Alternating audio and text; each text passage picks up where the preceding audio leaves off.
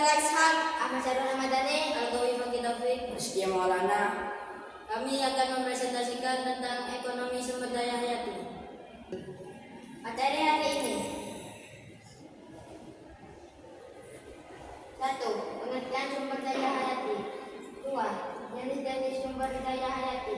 3. Potensi sumber daya hayati di Indonesia. 4. Peran sumber daya hayati dalam ekonomi.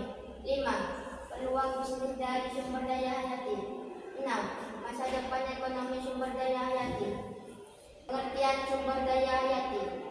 Sumber daya hayati adalah segala jenis makhluk hidup yang berasal dari alam, seperti tumbuhan, hewan, dan mikroorganisme yang dapat dimanfaatkan manusia untuk memenuhi kebutuhan sehari-hari, seperti bahan obat-obatan, bahan baku industri, dan energi. Ekosistem yang mendukung perkembangan makhluk hidup antara lain hutan, laut, dan lahan pertanian juga termasuk dalam sumber daya tersebut.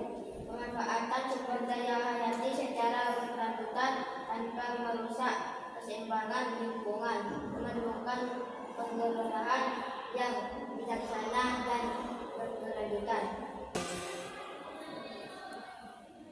Jenis-jenis sumber daya hayati. Pertama, hutan bertanggung jawab atas produksi kayu, resin, dan bahan lain yang digunakan dalam bahan bangunan, kertas, dan produk lainnya.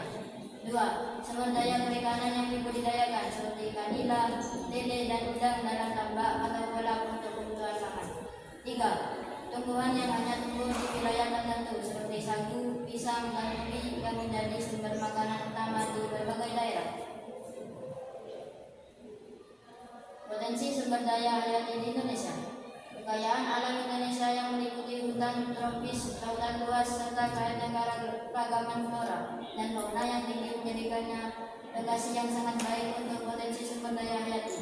Indonesia memiliki salah satu hutan terluas di dunia yang menghasilkan kayu, karet, dan hasil hutan lainnya.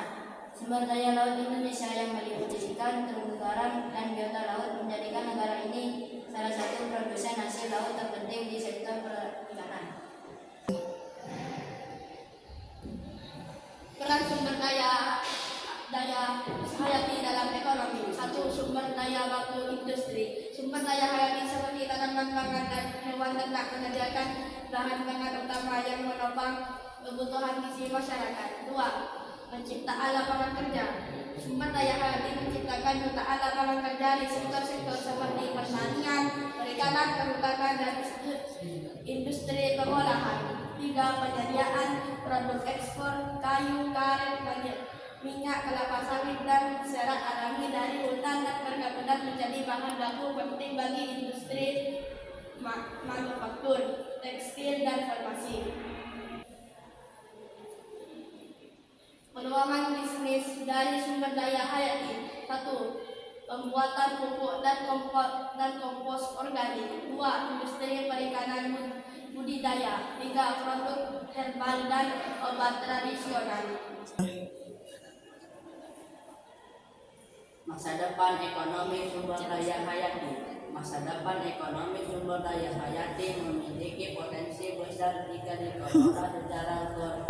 dikelola secara berkelanjutan dan inovatif dengan kemajuan teknologi. Pengelolaan sumber daya hayati dapat dilakukan lebih efisien, seperti melalui bioteknologi, pertanian cerdas, dan budidaya perikanan modern. Selain itu, meningkatnya permintaan terhadap produk-produk organik, ramah lingkungan, dan berkelanjutan membuka peluang bisnis baru di berbagai sektor, mulai dari pangan hingga energi terbarukan.